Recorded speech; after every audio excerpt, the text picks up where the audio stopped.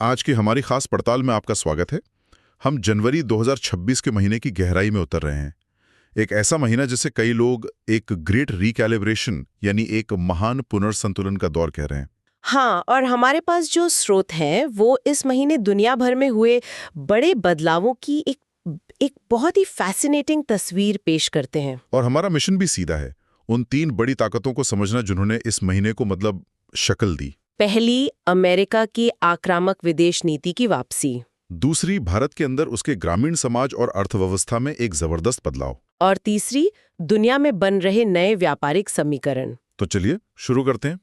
शुरुआत करते हैं उस घटना से जिसने सबको सच में हैरान कर दिया। 3 जनवरी 2026। हाँ, अमेरिका का ऑपरेशन एब्सोल्यूट रिजॉल्व। सीधे शब्दों में कहें तो अमेरिकी स्पेशल फोर्सेस वेनेजुएला में घुसती हैं और वहां के राष्ट्रपति निकोलस मादुरो और उनकी पत्नी को पकड़ लेती हैं। ये तो किसी हॉलीवुड फिल्म जैसा लगता है। फिल्म से भी ज्यादा नाटकीय।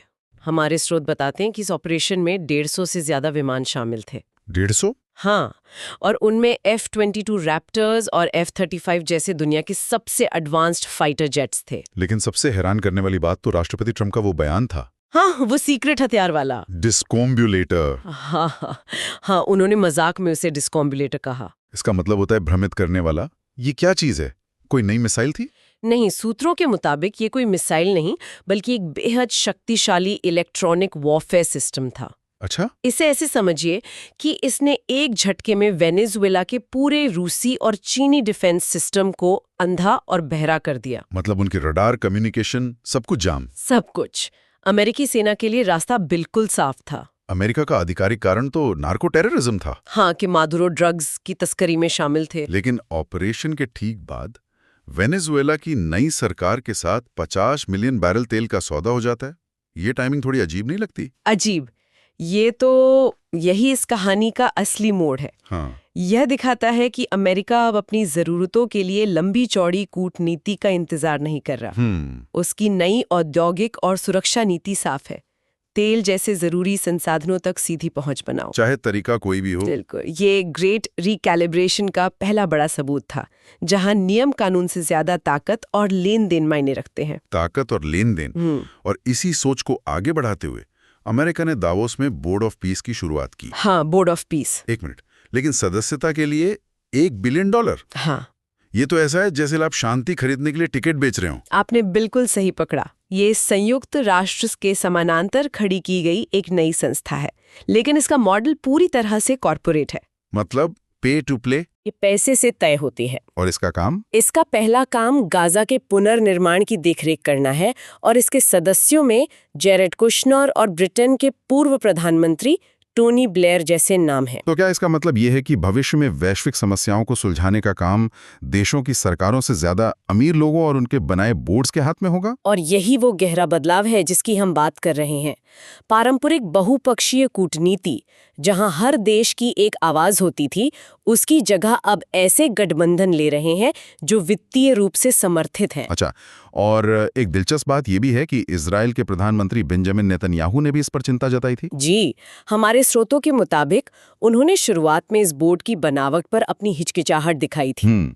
शायद उन्हें भी लगा कि ये कंट्रोल किसी और के हाथ में जा रहा है। हो सकता है। तो एक तरफ अमेरिका दुनिया में ताकत के नियम बदल रहा था, वहीं दूसरी तरफ भारत अपनी ही घर में बड़े बदलावों की पटकथा लिख रहा था। और इसकी शुरुआत हुई मदर ऑफ ऑल डील्स से। भारत और यूरोपीय संघ के बीच फ्री ट्रेड एग्रीमेंट FTA। ये कितना बड़ा है? ये बहुत बड़ा है। आप अंदाजा लगाइए, ये समझौता दुनिया की GDP का करीब 25% हिस्सा कवर करता है। 25%? हाँ, इसका सीधा मकसद है अमेरिकी व्यापार नीतियों की मनमानी से बचना, जो 25 से 50% तक की टैरिफ लगा रखे। बिल्कुल, जिससे भारतीय निर्यातकों को बहुत नुकसान हो रहा था। ये FTA उन्हें यूरोप का एक बड़ा और स्थिर बाजार देगा। लेकिन यूरोप के साथ व्यापार करना इतना आसान तो नहीं होगा। मैंने सुना है उनके कार्बन नियमों के बारे में, जिसे CBAM कहते हैं। ये क्या भला है? CBAM यानी कार्बन बॉर्डर एडजस्टमेंट मैकेनिज्म।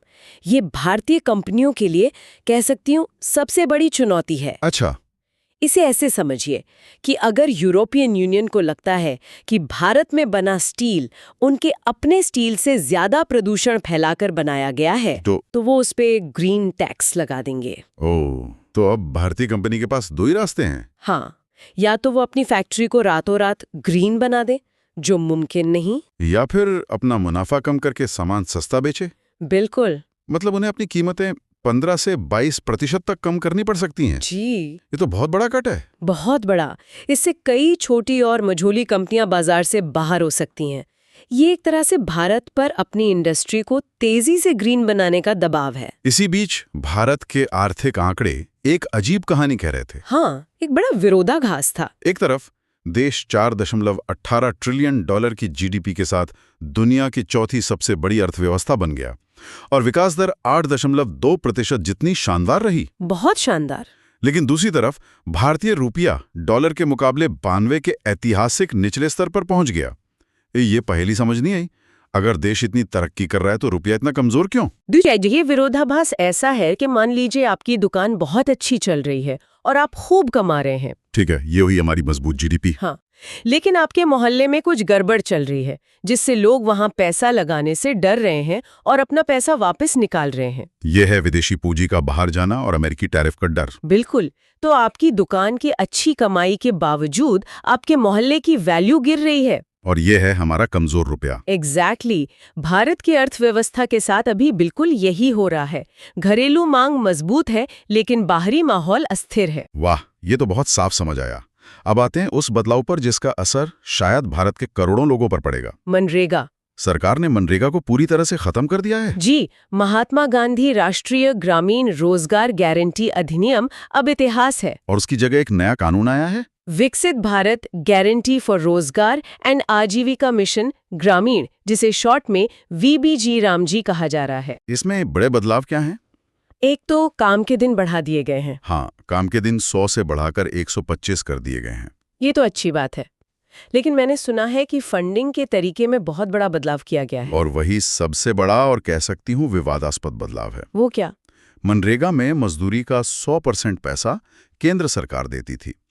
अब इस नए कानून में इसे केंद्र और राज्यों के बीच 60.40 के अनुपात में बांट दिया गया है। 60.40? हाँ, सरकार का तर्क है कि वो अब सिर्फ गड्ढे खोदने जैसा काम नहीं करवाना चाहती, बल्कि उत्पादक काम करवाना चाहती है। जैसे ग्रामीण सड़कें बनाना, तालाब बनाना, जलवायु परिवर्तन से लड़ने के लिए इंफ्रास्ट्रक्चर तैयार करना। लेकिन अगर राज्यों को 40% पैसा देना पड़ेगा, तो क्या वो काम लेने में आनाकानी नहीं करेंगे, खासकर अगर उनके पास बजट की कमी हो? यही विपक्ष और कई अर्थशास्त्रियों की सबसे बड़ी चिंता है। और भी कुछ है इसमें? हाँ, इसमें एक मौसमी रोग का प्रावधान भी है, जो राज्यों को बुवाई और कटाई के मौसम में 60 दिनों तक काम रोकने की इजाजत देता है, ताकि खेतों के लिए मजदूर मिल सके। जी। और फ्रॉड पकड़ने के लिए अब बायोमेट्रिक पेमेंट और AI का इस्तेमाल होगा। तो ये भारत की ग्रामीण अर्थव्यवस्था के लिए एक बहुत बड़ा जुआ है। बहुत बड़ा।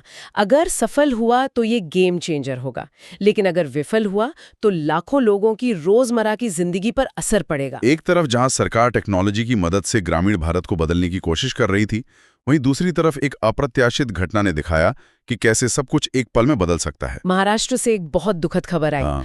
28 जनवरी को महाराष्ट्र के उप मुख्यमंत्री अजीत पवार का एक विमान दुर्घटना में निधन हो गया। कहाँ हुआ है हादसा? बारामती हवाई अड्डे पर उतरते समय उनका चार्टर्ड विमान 2 हिस्सों में टूट गया। और वजह? शुरुआती रिपोर्टों के मुताबिक हवाई पट्टी पर एडवांस्ड नेविगेशनल सुविधाओं की कमी एक वजह हो सकती है। ये महाराष्ट्र की राजनीति में एक बहुत बड़ा शून्य छोड़ गया है और राज्य में अस्थिरता का एक और कारण बन गया है। इसी उथल-पुथल के बीच ब्रह्मांड ने हमें याद दिलाया कि हमारी समस्याओं से भी बड़ी चीजें मौजूद हैं। हाँ, 18 जनवरी को सूरत से एक बहुत बड़ी सौर ज्वाला निकली। ये एक X क्लास सोलर फ्लेयर थी, जिससे S4 स्तर का रेडिएशन तूफान आया।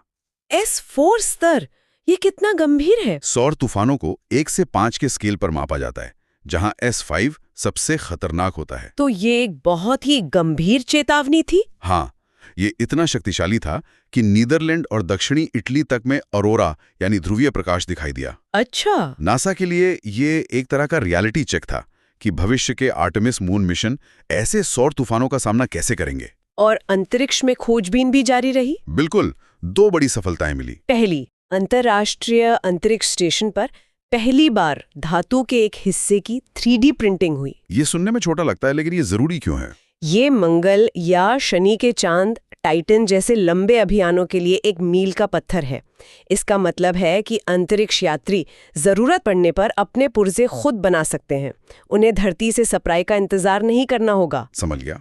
और दूसरी तरफ जेम्स वेब स्पेस टेलीस्कोप ने डार्क मैटर का अब तक का सबसे डिटेल्ड नक्शा बनाया, जिससे हमें ब्रह्मांड के उस अदृश्य ढांचे की झलक मिली जिस पर आकाश गंगाएं टिकी हुई हैं। बिल्कुल। इस सारे जियोपॉलिटिकल और इकोनॉमिक कियोस के बीच खेल और संस्कृति ने भी अपनी जगह बनाई। हाँ, पद्म पुरस्कारों में इस साल खिलाड़ियों का दबदबा रहा। रोहित शर्मा और हरमनप्रीत कौर दोनों को पद्मश्री मिला और टेनिस के लेजेंड विजय अमृतराज को पद्म भूषण से सम्मानित किया गया। ये दिखाता है कि देश के लिए सॉफ्ट पावर की कितनी अहमियत है। और खेल के मैदान पर भी काफी कुछ हुआ। हाँ, खेलो इंडिया विंटर गेम्स में हरियाणा चैंपियन बना, जबकि क्रिकेट में एक बड़ा उलटफेर हुआ जब न्यूजीलैंड ने भारत में पहली बार वनडे सीरीज में हराया। जी। तो अगर हम जनवरी 2026 के इस पूरे महीने को एक साथ देखें तो क्या तस्वीर उभरती है? इन सब का मतलब क्या है? मतलब साफ है, ये महीना वाकई एक महान पुनर्संतुलन का था। दुनिया एक तयशुदा नियम आधारित व्यवस्था से हटकर एक ज्यादा अस्थिर, अप्रत्याशित और शक्ति चालित दौर में दाखिल हो रही है। चाहे वो वेनेजुला में अमेरिका का सीधा हस्तक्षेप हो, या भारत का अपने सबसे बड़े सामाजिक सुरक्षा कानून को बदलना, या फिर व्यापार के लिए नए ज्यादा लेन देन वाले रिश्ते बनाना। पुराने नियम टूट रहे हैं और नए अभी बने नहीं हैं। और अब सबकी निगाहें 1 फरवरी को आने वाले भारतीय केंद्रीय बजट पर है। वित्त मंत्री के सामने एक बहुत बड़ी चुनौती है ना? बहुत बड़ी। एक तरफ विकसित भारत के महत्वाकांक्षी लक्ष्य है और दूसरी तरफ अमेरिकी टैरिफ और कमजोर रुपए की कड़वी हकीकत। उन्हें इन दोनों के बीच संतुलन साधना होगा। और ये एक महत्वपूर्ण सवाल भी खड़ा करता है। बिल्कुल। एक ही महीने में भारत ने अपनी सबसे बड़ी ग्रामीण कल्याण योजना मनरेगा को खत्म कर दिया और अपने सबसे बड़े व्यापार सौदों में से एक भारत यूरोपीय संघ FTA को फाइनल किया। तो यहाँ श्रोताओं के लिए सोचने वाली बात ये है कि एक राष्ट्र अपने सबसे कमजोर लोगों के लिए सामाजिक सुरक्षा का जाल बुनने और वैश्विक अर्थव्यवस्था में मुकाबला करने के दबावों के बीच संतुलन कैसे बना सकता है? क्या एक को पाने के लिए दूसरे की बलि देनी पड़ती है, या दोनों को एक साथ हासिल किया जा सकता है? ये एक बड़ा सवाल है। सुनने के लिए धन्यवाद। सूचित रहें और अगले अपडेट में मिलते हैं। कोई पार्ट अच्छा लगा हो कमेंट में बता देना, और कौन सी बुक या कौन सा टॉपिक नेक्स्ट देखना चाहते हो वो भी लिख देना। और हाँ, अगर वीडियो पसंद आया हो तो लाइक, कमेंट, शेयर और सब्सक्राइब जरूर करें।